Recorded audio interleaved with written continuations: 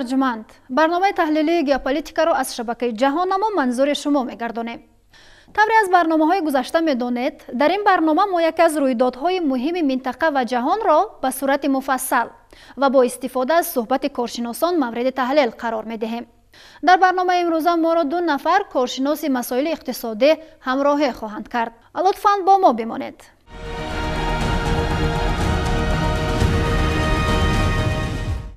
جهان معاصر وضعیت کنونی در بازار نفت را تقریباً طول 30 سال پس از بحران خلیج فارس در یاد ندارد. نرخ نفت بیش از 3% کاهش یافت که به یک بار پس شدن نشان دهنده های اساسی و سقوط بازارهای مالیوی آورده رسانید. پس چه شد و چرا؟ بزرگترین وارد کننده نفت در جهان چین است. عموماً جمهوری مردمی چین در یک روز 14 میلیون بارل نفت استعمال می کند. این به احتیاجات یک جایه فرانسه، آلمان، ایتالیا، اسپانیا، بریتانیا، ژاپنیا و کره جنوبی برابر است.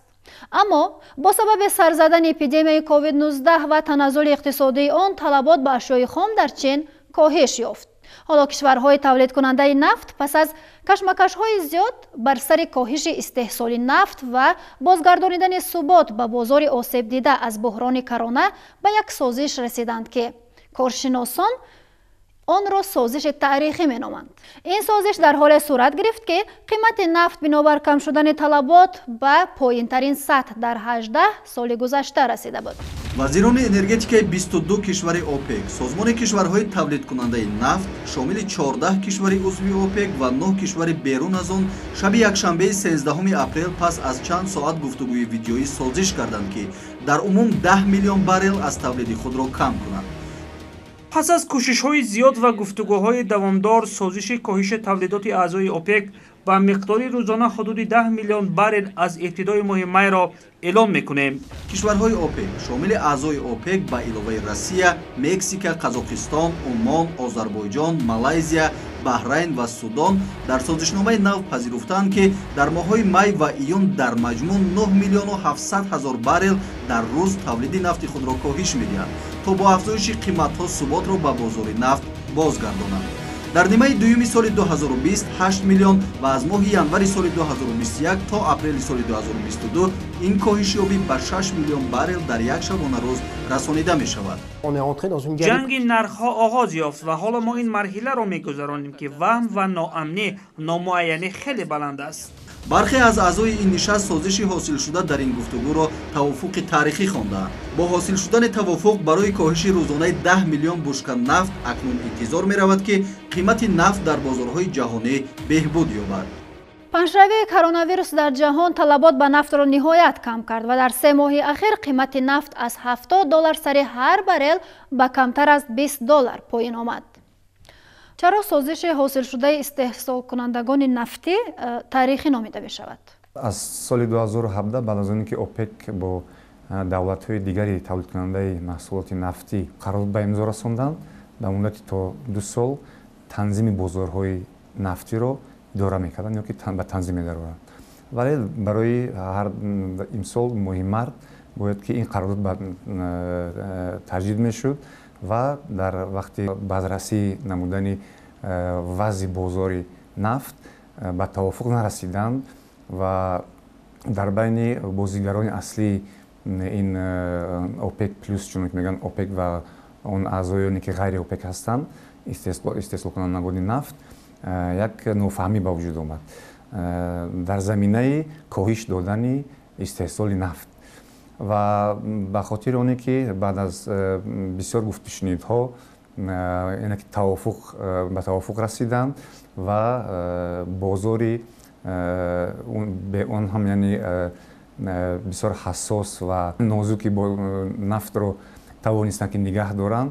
این رو هم چون که در 18 سال اخیر این گونه بحران بار اول یعنی که سر زد، به همین خاطر همچنین این سازشنامه را سازشنامه تاریخی مینامند. این از اون جهت تاریخی نامیده شد که بار اول در تاریخ همین جهان استحصال نفت با مقداری قریب تا 10 میلیون بارل در یک شبانه روز یعنی که محدود کم کرده شد و از همین لحاظ این سازشنامه را سازشنامه تاریخی هم میگویند و بغیر از این در این از اون جهت سازشنامه تاریخی نامیده می شود که дар ин созишнома ба ғайр аз давлатҳое ки аъзои опек ҳастанд, инчунин Россия ва дигар давлатҳо аз он ҷумла Штатҳои Муттаҳидаи Америка низ ҳамроҳ гаштанд ва ин як созишномаи калонтарин дар таърихи бозори нафт ки арзёбӣ мегардад. Ҳамин созишномаи ОПЕК созишномаи таърихӣ бо аз он ҷиҳат аст ки ин созишнома барои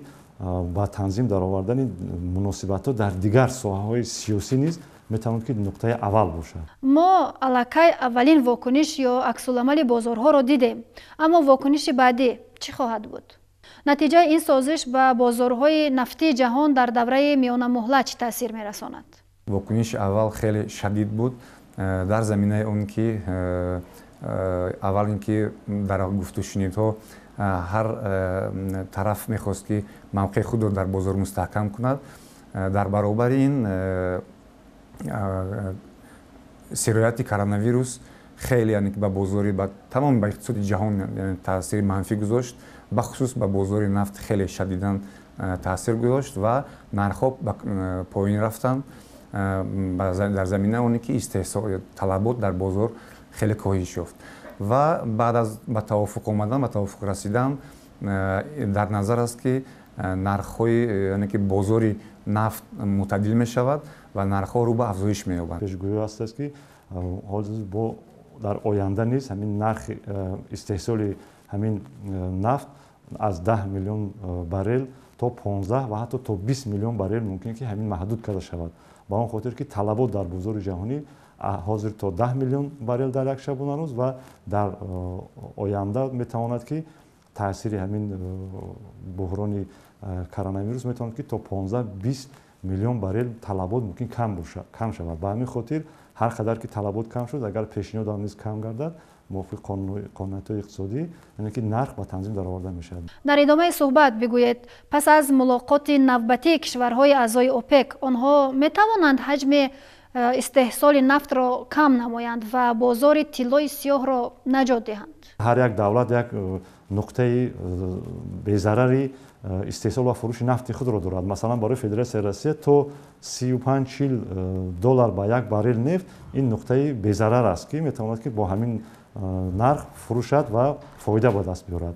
вале барои баъзе кишварҳои дигар аз он ҷумла Венесуэла, Мексика, Аргентина, аз он ҷумла Арабистони Саудӣ ин нархҳо ҳатто яъне ки 40 доллар ҳам низ нуқтаи зараровар ҳисоб мешавад. аз ҳамин хотир бо ин нархи 20 ёки 25 баррел 25 доллар ба як баррел фурӯхтани нархи нафт барои бисёр кишварҳое ки асосан даромадашон аз ҳамин ҳисоб мебошад хеле зараровар мебошад. масалан барои Арабистони Саудӣ ки қариб 90% даромади кишвар аз ҳисоби ҳамин фурӯши нафт мебошад ва нуқтаи безарари вай то 90-80 доллар дар як баррел мебошад, бо нархи арзоне ки имрӯз тасмим гирифтааст ки ҳатто бо нархи аз 20 доллар ҳам арзонтар фурӯшад, ӯ ба фоидаи кишвар нест, ба зарари кишвар мешавад, новобаста аз он ки вай захираи зиёди нафтӣ дошта бошад, чунки ба истеҳсолкунандагон, ба он корхонаҳое ки ба истеҳсол ва фурӯши нафт машғул мебошанд, ин нарх бисёр нархи паст мебошад ва ба фоидаи ин кишварҳо буда наметавонад. фарқият байни нархи нафти мисол WTI дар соли 2012 ёки 11 70 доллар буд ва имрӯз 20 доллар, кам аз 20 доллар рафтидааст, поён аз 20 доллар. вале ба нафи тавлидкунандагон нафт нест. ба ҳамин хотир ба созиш ки расидан бозори нафтро бояд ки ба танзим дароранд ва нарх бояд боло равад. бар фикри мо то моҳои яъне ки то охирҳои фасли тобистон бояд ки нарх ба то ҳадди 28 то 35 яъне ҳадаксар бояд ки боло равад. табиист ки дар бозоре ки 23% талаботи ҷаҳонӣ дар тӯли 3 моҳ нопадид шуд, мусобиқа барои афзоиши истеҳсол ки аз ҷониби Арабистони Саудӣ ва Россия оғоз ёфт, ба пастшавии якбораи нархҳо оварда расонид. музокирот дар ибтидо байни Арабистони Саудӣ ва Россия оғоз шуд ва дар ниҳоят ду кишвар пас аз кашмакашҳои зиёд қабул карданд ки дар сурати мувофиқати кишварҳои гурӯҳи 20 тавлидоти умумии худро коҳиш медиҳанд. пас аз ин созиши Россия ва Арабистони Саудӣ, Мексика мухолифи чунин саҳмиябандӣ шуд. Мексика бояд рӯзона 400 000 баррел аз тавлиди нафти худро кам мекард, аммо ин кишвар гуфт ки танҳо 100 000 бушка аз нафти худро коҳиш медиҳад. созишномаи кишварҳои тавлидкунандаи нафт баъди музокироти зиёд ки бо сабаби норозигии Мексика тӯл кашид, ниҳоят ба даст омад. Дар натиҷа талаботҳои Мексика ҳам ба назар гирифта шуд. Дар ниҳоят ҳафтаи гузашта президенти Мексика эълон кард ки ҳамтои амрикоиаш Доналд Трамп бо ӯ тамос гирифта дар ин замина тавофуқ ҳосил карданд. дар ҳамин ҳол дафтари раёсати ҷумҳурии Россия эълон кард ки роҳбарони Россия, Амрико ва Арабистони Саудӣ дар гуфтугӯи телефонӣ аз созиши ОПЕК ҳимоят карданд. саудиён нархҳоро пас карданд ва бо ин фаҳмониданд ки истеҳсоли онро афзоиш медиҳанд ва ин як кӯшиши ҳамаҷонибе раҳо кардани рақибони Россия ва Иёлоти Муттаҳидаи Амрико аз бозорҳои нафтӣ арзёбӣ мешавад. албатта ин боиси коҳиши назарраси нархи нафт мегардад. гуфта мешавад созиши ҳосилшуда ба ҷанги нархи нафт байни Россия ва Арабистони Саудӣ низ муваққатан хотима дод. бинобар бархе гузоришҳо созиши ОПЕК пас аз 2 моҳи оянда барои моҳҳои баъдӣ низ дароз хоҳад шуд. коршиносон мегӯянд ҳукуматҳои Арабистони Саудӣ ва Россия ба таври возеҳ фаҳмониданд ки ягонагӣ бо коҳиши истеҳсолот танҳо бо иштироки Иёлоти Муттаҳида имконпазир аст. бархе мақомоти кишварҳои нафтӣ гуфтанд ки ҳатто то 10 миллион баррел дар рӯз кам кардани ҳаҷми истеҳсол вазъи бозорро муътадил намекунад, чунки захираҳои ҳозираи нафт ҳам барои чандин ҳафтаи дигар мерасанд. Арабистони Саудӣ ва Россия чӣ гуна тавонистанд ба созиш бирасанд? даромади асосии Арабистони Саудӣ аз ҳамин нафт мебошад, вале барои Россия ин чиз то 35-36% даромади буҷаи кишварро ташкил менамояд ва ба ҳамин хотир кам кардани ба як миқдори якхела кам кардани яъне ки маҳдуд кардани истеҳсол ва фурӯш барои Арабистони Саудӣ зараровартар ба нисбати оне ки ба Федератсияи Россия бошад. Ба ҳамин хотир дар инҷа камтарак баҳс мунозиро кашол ёфтанд. дар баробари ин G20 ки мулоқот доштанд, суҳбат доштанд дар бораи вазъи имрӯзаи ҷаҳонӣ, ҳам вазъи сироятӣ ва ҳам вазъи иқтисоди ҷаҳон ва ҳам буҳрони нафтӣ, ин масъала дар онҷо баррасӣ гашт ва танҳо бо кӯмак ё ки бо дахолати қувваи сеюм тавонистанд ки ин ду қувваро, яъне ки ин ду бозингарро ба як тавофуқи нисбӣ ҳам гӯем ки нисбатан мусбат ки барои бозор яъне хеле муҳим буд ба тавофуқ оранд. нақши Амрико дар ин миён чӣ гуна аст? пас аз Арабистони Саудӣ ва Федератсияи Россия дар ҷаҳон истеҳсолкунандаи асосии нафт, яъне нафти сланцевӣ мегӯянд, нафти ки худошон ба таври сунъӣ истеҳсол мекунанд, ин Штатҳои Муттаҳидаи Америка мебошад. ва вақте ки Штатҳои Муттаҳидаи Америка ба ин чиз ҳамроҳ шуд бо воситаи он уҳдадорие ки бояд Мексика мегирифт, ба ин чиз ҳамроҳ шуд ва ин созишнома ба имзо расид. дар инҷо як бозингари асосии дигар Мексика буд ки барои то 400 миллион баррел аз ҳисоби худ кам карданро ризогӣ надод, танҳо ба 100 000 розӣ буд. вале Амрико дар чуноне ки президенти Мексика иброз доштанд ки баъд аз суҳбат бо президенти Амрико ба тавофуқ расиданд ки яъне Амрико 300 000 баррелро ба уҳдаи худ гирифт, яъне аз ҳисоби худ коҳиш метиҳад. нафт ҳамеша ҳамчун омили фишор аз ҷониби баъзе кишварҳо барои зарар расонидан ба иқтисоди гурӯҳи кишварҳои дигар истифода мешуд.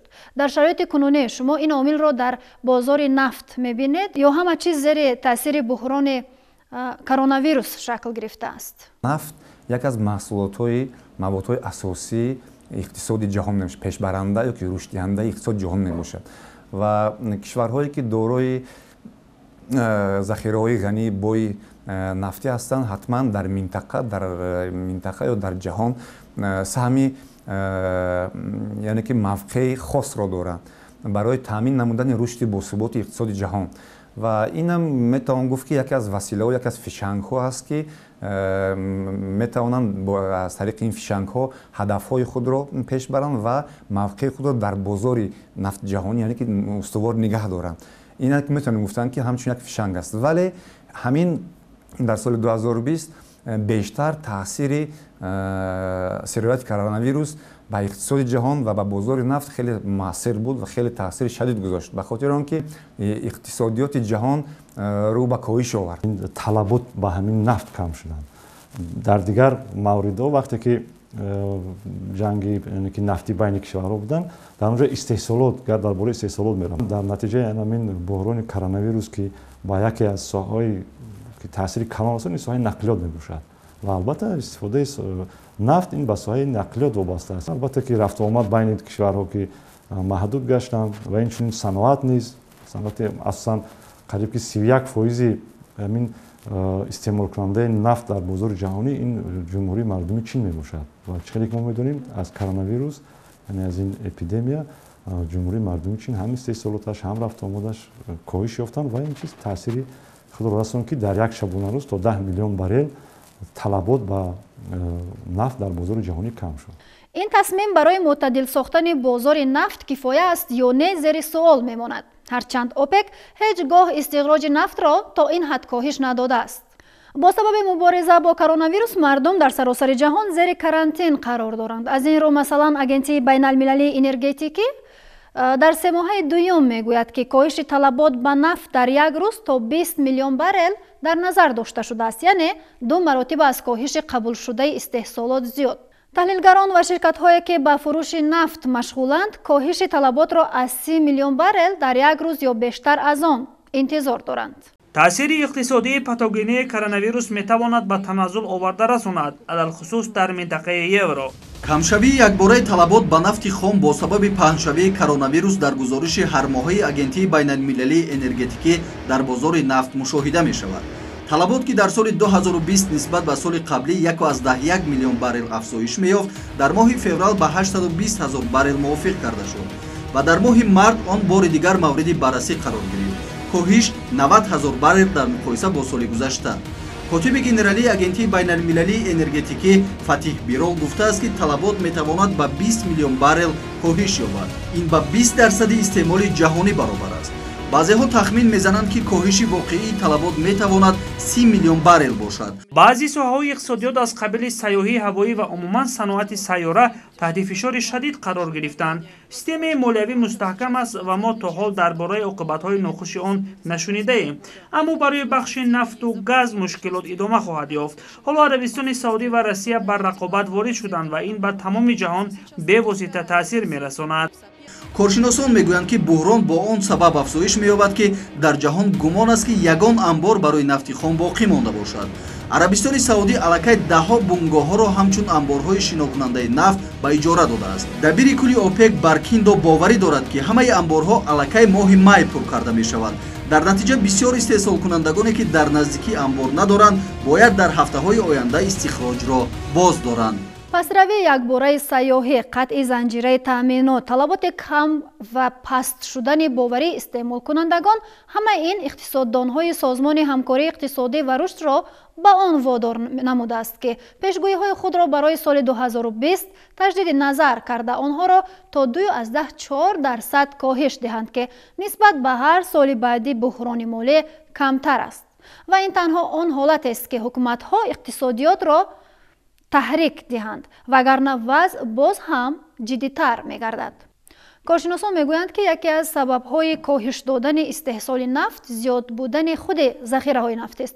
шумо дар ин маврид чӣ назар доред? коршиносон арзёбӣ карданд ки тақрибан то як моҳ, яъне то тақрибан 3-4 ҳафта захираҳои нафтӣ бе тавлиди маҳсулоти нафтӣ, яъне ки бозорро метавонад ки таъмин намояд, яъне ки барзиёд истеҳсол шудааст.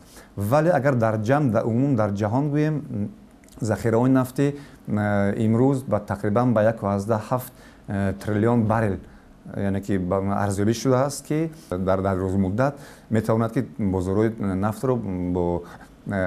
бозорҳоро бо нафт яъне таъмин намояд. албатта ин чиз наметавонад сабаби асосии паст шудани ё кам кардани истеҳсолоти нафт бошад, чунки захира ин доим захира аст. дар иқтисодиёт захира ҳам вақте ки талабот дорад, истеҳсолоти вай зиёд мешавад. вақте ки талабот кам мешавад, истеҳсолоти вай кам мешавад. ва ин захираҳо мавҷуд буданд, истифода шуда истоданд ва ҳатто сарчашмаҳои дигари яъне ки иваз кардани нафт, яъне ки сӯзишворӣ ба ивази нафт дигар сарчашмаҳои сӯзишвории энергетикӣ мисол пайдо шуда истодаанд ва ин маъное надорад ки нафт дар ҷаҳон истифода намекунад, чунки бисёре аз кишварҳо ва техника ва технология рӯз аз рӯз сол аз сол афзоиш ёфта истодааст, рушд карда истодааст, талабот ба нафт яъне ки доим ҳаст ва ин захираҳо зиёд будани захираҳо маъное надоранд ки вай бояд коҳиш дода шавад. дар ҳамин робита мехостам ба ин тарафи масъала равшанӣ андозед ки паст шудани нархи нафт дар маҷмӯъ ба нафъи иқтисоди ҷаҳон аст ё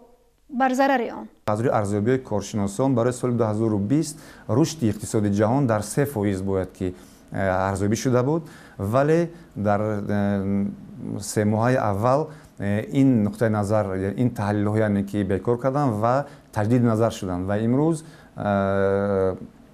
коршиносон рушди иқтисоди ҷаҳонро ба 2.4-2.5% мерасонанд ки ин дар заминаи коҳиш ёфтани савдо дар ҷаҳон, корхонаҳои саноатӣ, додугирифт, истихроҷ, коркард, истеҳсол, аз байн рафтани ҷойҳои корӣ, ба ҳамин хотир яъне ки ба иқтисоди ҷаҳон таъсири манфӣ худро мерасонад. 50 давлати ҷаҳон аст ки онҳо ба истеҳсол ва фурӯши нафт машғул ҳастанд ва онҳо дар маҷмӯъ масалан давлатҳои опек қариб ки 15% маҷмӯи маҳсулоти ҷаҳониро ташкил мекунанд, истеҳсоли маҷмӯи маҳсулоти ҷаҳониро. Албатта то 15% вақте ки истеҳсоли маҳсулоти ҷаҳонӣ яъне ки истеҳсол мекунанд, поён рафтани нарх ба иқтисоди онҳо таъсири манфӣ мерасонад ва ба рушди маҷмӯи маҳсулоти дохилии ҷаҳонӣ, яъне маҷмӯи маҳсулоти ҷаҳонӣ таъсири манфӣ меназонад. Яъне то андозае рушди иқтисоди ҷаҳонӣ коҳиш меёбад.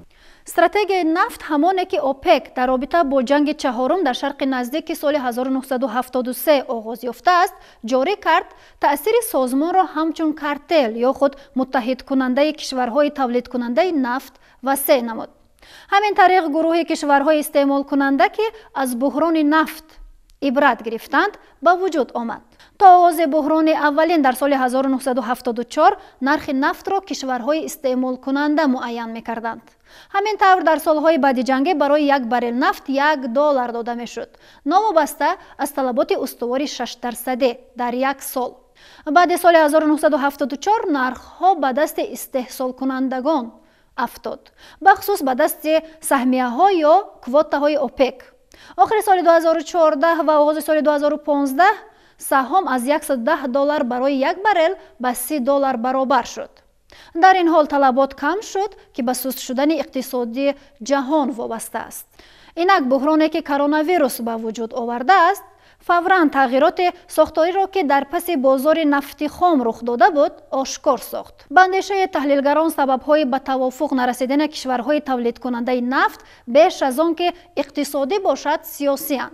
беэътимодӣ дар миёни ин кишварҳо ба ҳадде боло рафтааст ки ҳар кадом дар пеши чашми мардуми худ ва ҷомеаи ҷаҳонӣ шоҳиди рӯз то рӯз ба гирдоби мушкилоти иқтисодӣ печидани ҳамдигар мешаванд. аммо барои наҷоти худ ва иқтисоди ҷаҳон наметавонанд ва ё аниқтараш намехоҳанд коре кунанд. албатта набояд фаромӯш кард ки дар болоравии ихтилоф миёни тавлидкунандагони нафт ки поёнравии нархи ҷаҳонии нафтро ба ҳамроҳ дорад, нақши кишварҳои муҳими ҷаҳон яъне истеъмолкунандагони асосии нафт кам нест. зеро вазъи имрӯзаи бозори нафт на танҳо ба манфиатҳои иқтисодӣ, балки ба манфиатҳои сиёсии онҳо низ посухгӯ мебошад. инҷо барномаи геополитика анҷом меёбад. барномаҳои дигари шабакаи ҷаҳонамо идома доранд. бо мо бошед.